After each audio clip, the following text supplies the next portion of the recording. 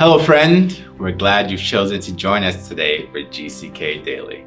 You know, we exist to help to lead people to an encounter with Christ. Now may this song prepare your heart as we ready our minds for today's timeless truth.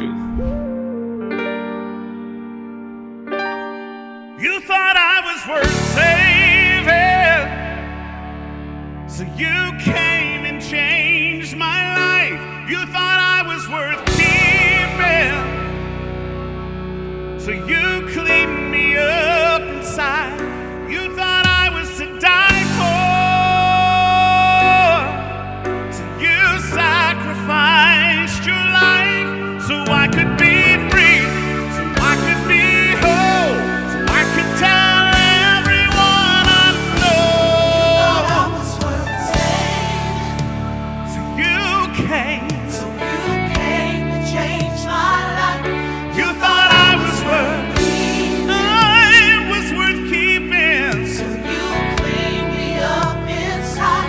You thought I was to die for, so you sacrificed your life so I could be free, so I could be whole, so I could tell everyone I know. You thought I was worth saving, so you came to change my life. You thought I was worth keeping, I was worth keeping, so you cleaned me up inside. You thought I was to die for, so you sacrificed your life so I could be free, so I could be whole, so I could tell everyone I know. You thought I was worth saving. I'm glad you came. You came to change my life. You thought I was worth keeping, so you cleaned me up inside. You thought I was to die for, I was to die for, so you sacrificed your life so I could be free, so I could be whole, so I could tell everyone I know. Hallelujah.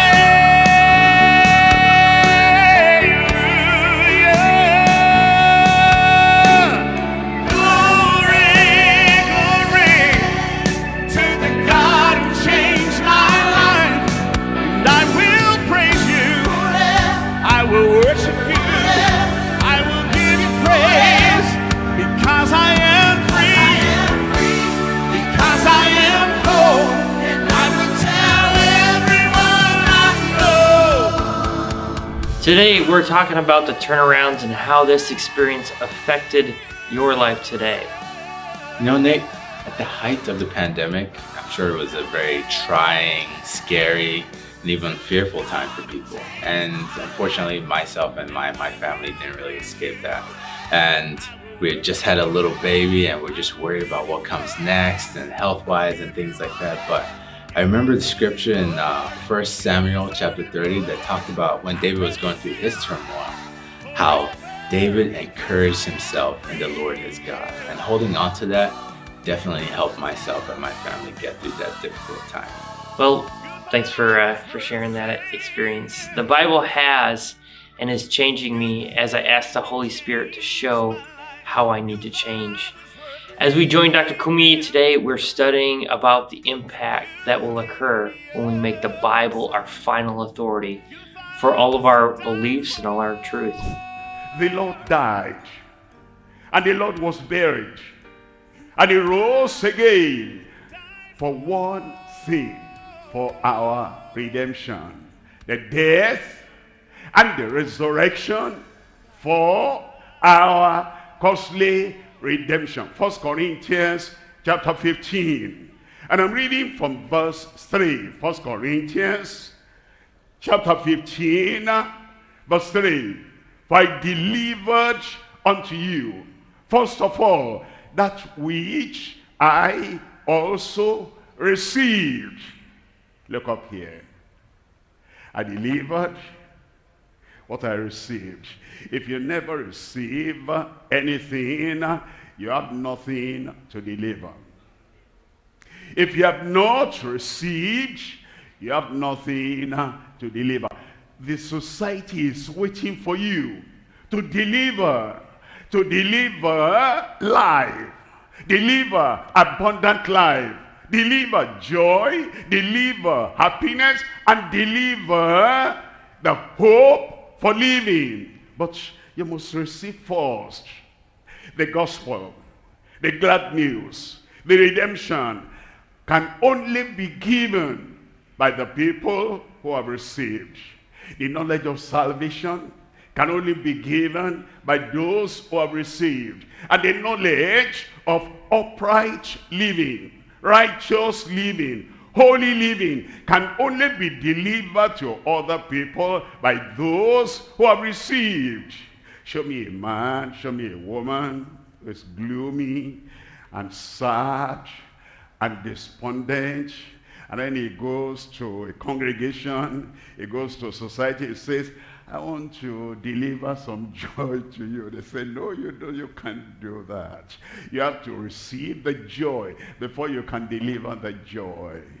I want to show you the way of victory. No, you cannot. You have to receive the victory before you can deliver the victory. And the reason why the Lord has redeemed us is so that we'll receive. Any receiver there today?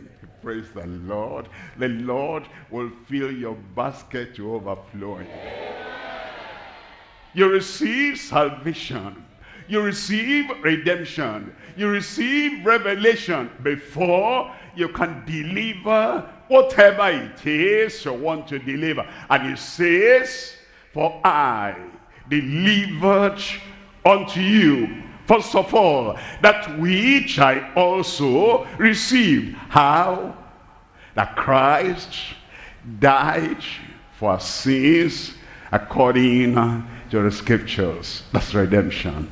Christ died for our sins according to the scriptures. Saul did not know that before. Paul did not know that before. Actually, he thought it was blasphemy for somebody to say, Christ died for you, to be your substitute, to be the final sacrifice, and to be your savior. But his life turned around. I'm happy for you. Your life will turn around. You don't have to know and study Genesis to Revelation before your life turns around. Just know that Christ died for your sins. And then you put all your sins on Christ. And now you are free. Somebody there. I said now you're free. And because of that, the death of Christ and his resurrection, new life comes to you, power comes to you, authority, anointing comes to you, and your life will never be the same again. How that Christ died for our sins according to the scriptures. Look at verse 4. In verse 4, and that he was buried, and that he rose again the third day according to the scriptures. Did you see that? According to the scriptures. Verse 3, according to the scriptures. Verse 4, salvation according to the scriptures. Sanctification according to the scriptures. Baptism in the Holy Ghost according to the scriptures. Healing according to the scriptures. Redemption according to the scriptures. Dream according to scriptures. You cannot hold on to a dream and abandon the scriptures. Vision according to the scriptures. You cannot hold vision and then abandon the scripture. Everything you do as a disciple, as a learner, everything you've got as a disciple, as a learner, everything you experience as a disciple, as a learner, according to the scriptures. And the Lord fulfill this ultimate and this full redemption in every one of our lives in Jesus' name. Okay, now in your life, in your family, in your ministry, the Lord fulfill his will in your life completely in Jesus' name. Whosoever will call on the name of the Lord will be saved. Once you realize, I cannot save myself, my good works are not good enough, my kindness not kind enough, my righteousness not righteous enough, only Christ, because he died on the cross of Calvary, can save me. You come with that understanding, salvation will come. Father, we thank you for making your word clear to everyone, that it's not the works of our hand, it's not our merit, it is not any good thing we have done, but it is what Christ did on the cross of Calvary, that he bore our sins and has taken all our sins away. Lord, I pray for everyone putting their trust and their faith in Christ tonight. Save them, forgive them, set them free from their sins in Jesus' name. From now on, what they couldn't achieve and do by themselves, I pray that your grace will come into every life, that they'll go from here and live in the grace of God, in the righteousness from heaven, in Jesus' name. Lord, grant everyone assurance of their forgiveness, assurance of their salvation, new strength, new power, new life, new nature. Grant to everyone to go and sin no more in Jesus' name. Write their names in the book of life in heaven. Thank you, Lord, because I know you have answered. In Jesus' name we pray.